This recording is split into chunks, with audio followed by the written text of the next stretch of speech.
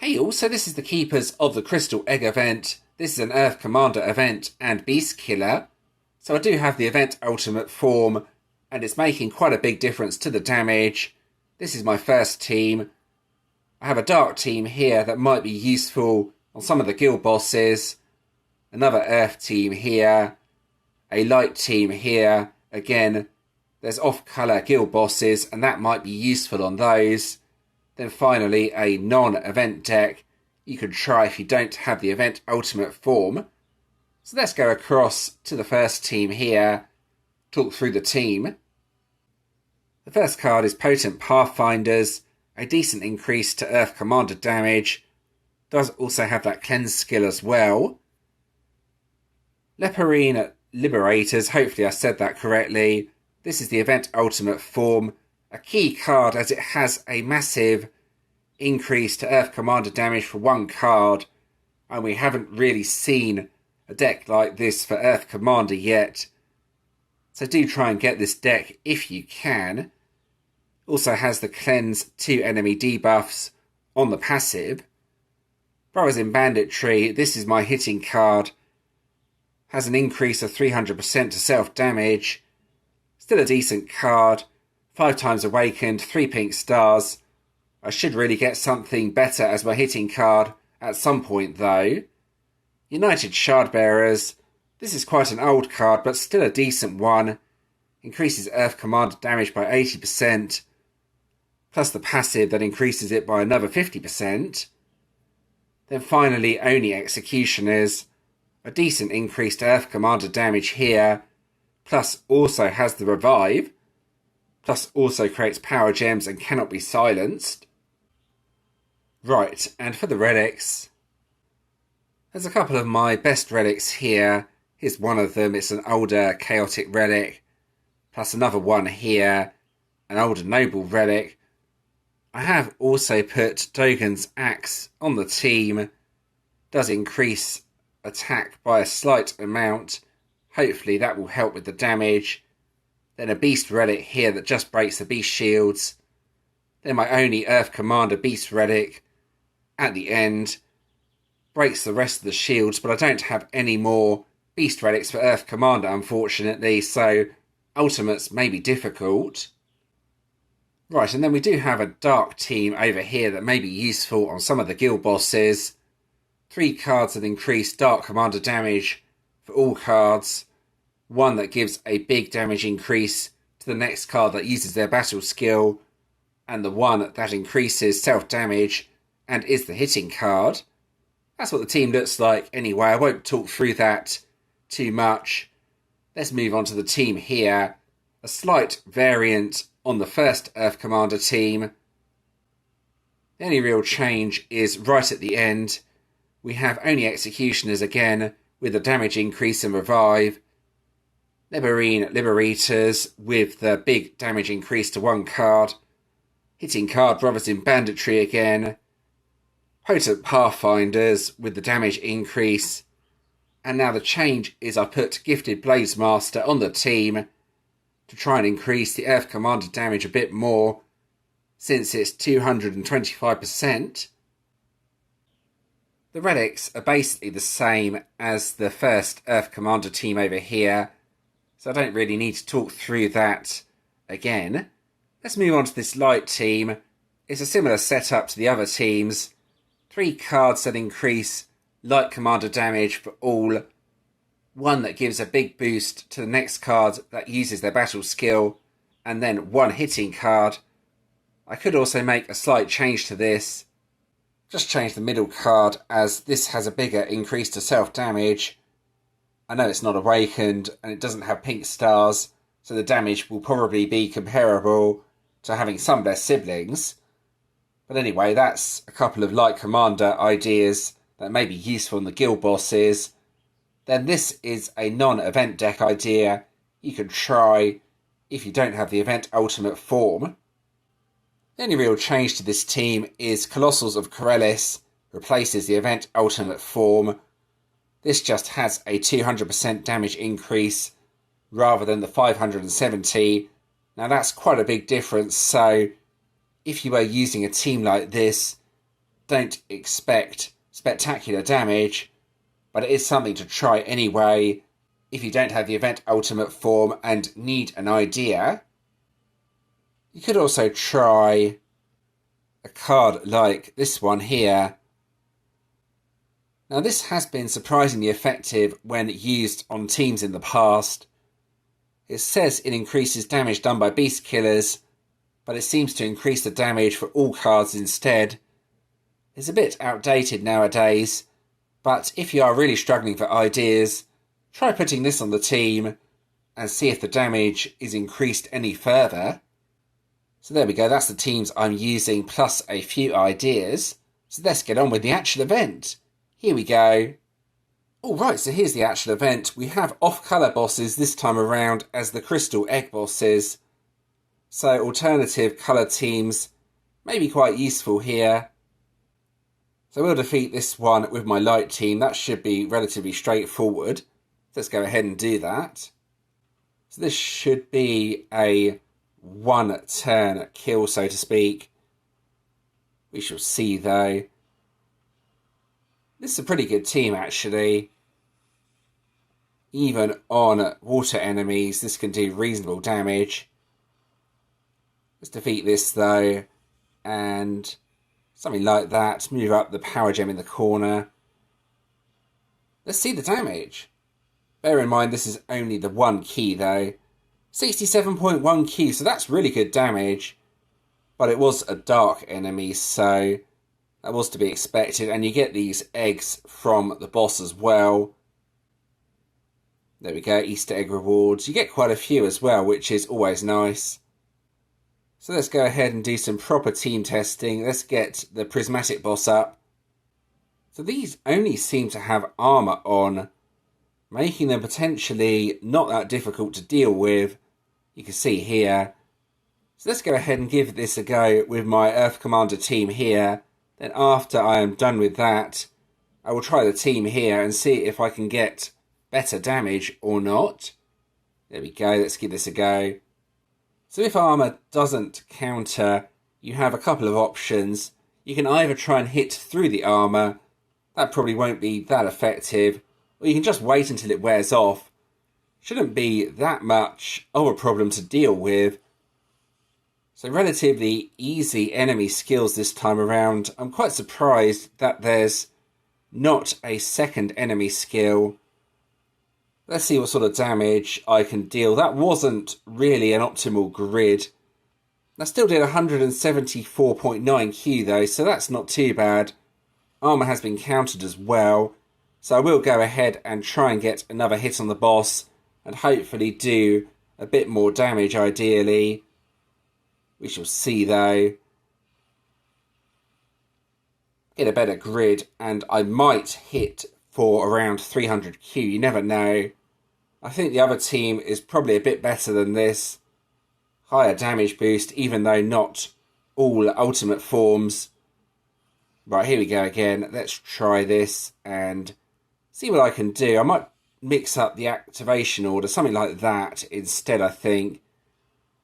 Yeah, as that sort of crushes it all together. That's a much better grid, may I add. So something like this, I think. Careful.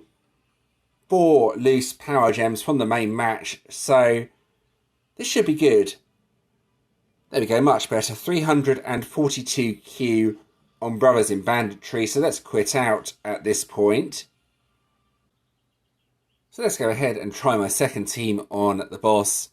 Hopefully I can deal a bit more damage with this team, since the damage boost is slightly higher, but we shall see as I test it out.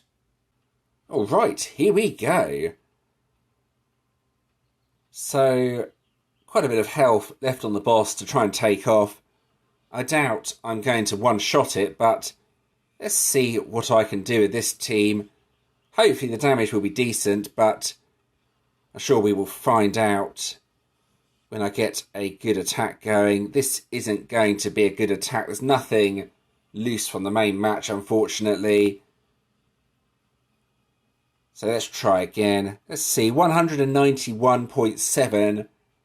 So slightly higher, I would have thought. Pretty close though. I'm going to try and hit through the armour and see if I can do any damage. Probably won't be too much, but interesting to see if it does do damage through armour or not. Right, here we go. Oh, the armour has been removed, even better. So I don't have to hit through the armour. Oh, that's good. That makes this team really effective then.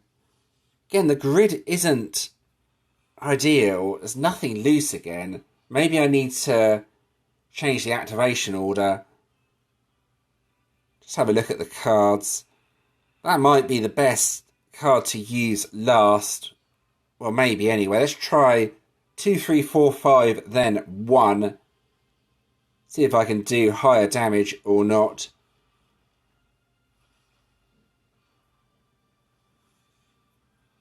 Right, here we go.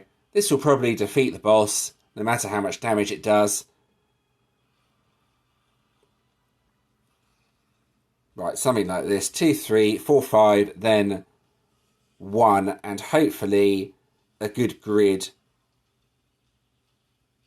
No, it's all crushed together, so that wasn't really ideal either. I think the damage on this team is slightly higher, though.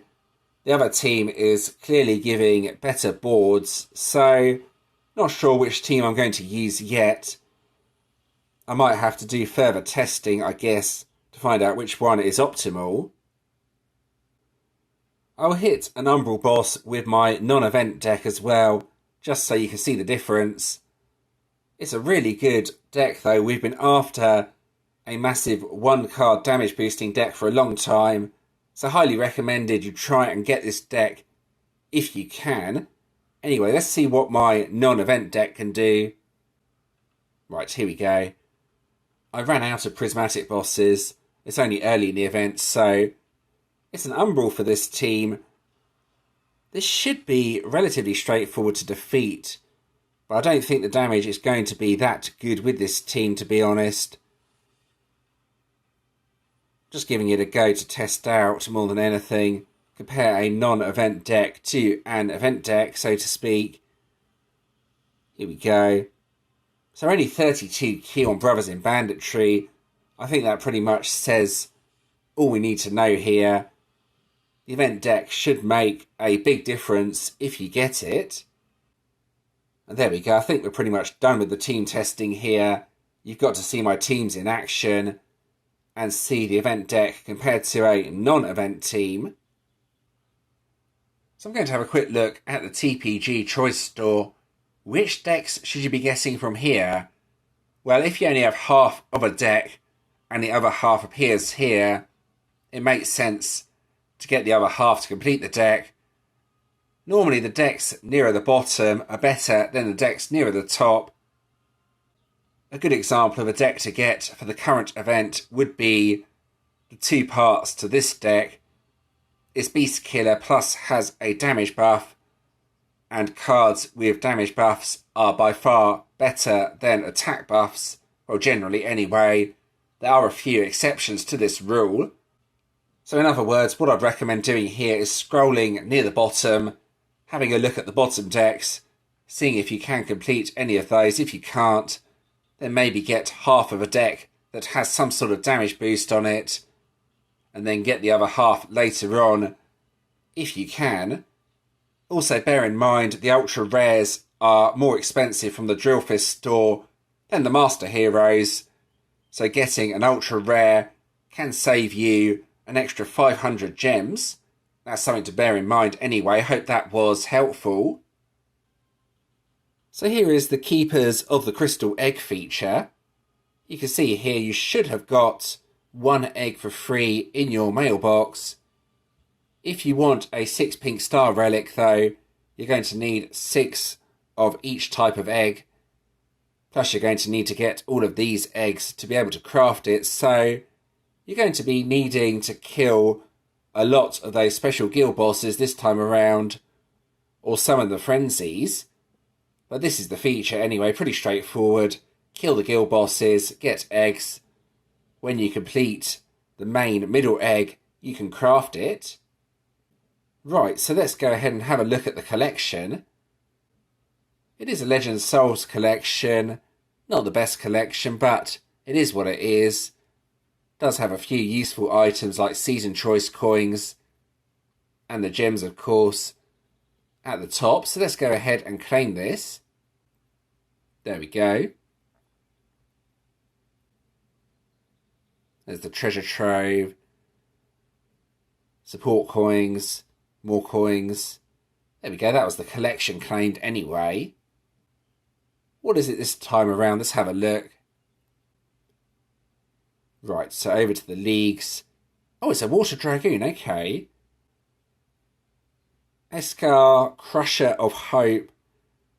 Creates power gems. You can see here it's an improved ambush card as well. Plus an improved Dragoon. So it could be interesting when you see what it specialises into. As it is now, it's hard to say what the Dragoon is like though. But that's the battle skill anyway. There we go. That's the Dragoon. Now to claim the random 6-star hero. Right, let's scroll down to here. Claim the support hero. Let's go ahead and evolve it nice and quickly. Alright, let's go ahead and craft this and see what I get.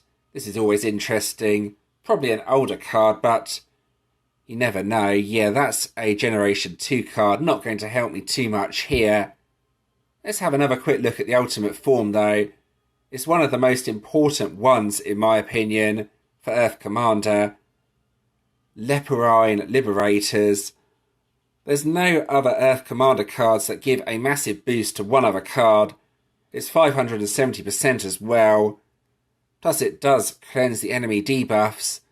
So it has a lot of skills on the card that make it kind of essential really. If you can get this card, then brilliant.